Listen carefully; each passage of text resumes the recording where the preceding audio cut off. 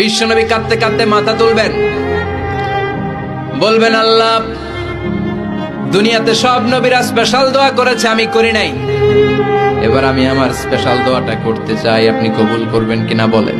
আল্লাহ বলবেন, নবী কি আপনার দোয়া বলেন?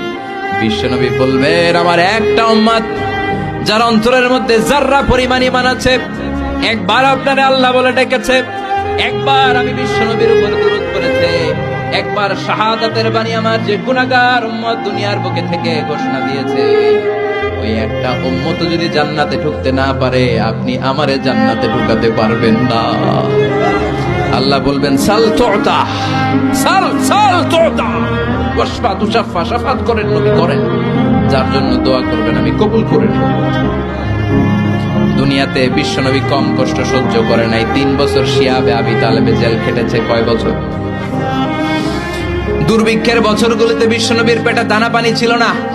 কলিজার টুকরা হাসান হুসাইন কই মাছের মতো ছটফট করেছে, জামিনে ক্ষুধার জ্বালায় বেহুশ হয়েছিল। বিশ্বনবী যদি ওই স্পেশাল দোয়াটা করতেন, জান্নাত থেকে খাবারের বস্তা পাঠিয়ে দিত কে? ওই দোয়া করছিলেন? জেলখানায় আল্লাহরে বলছিলেন, আল্লাহ স্পেশাল দোয়া করলাম, জেল থেকে মুক্ত করে দেন, করছিলেন? যুদ্ধের ময়দানে নিজের দাঁত ভেঙেছে, উহুদের ময়দান সাক্ষী, বিশ্বনবীর মুবারক রক্তে উহুদের ময়দান রঞ্জিত হয়েছে।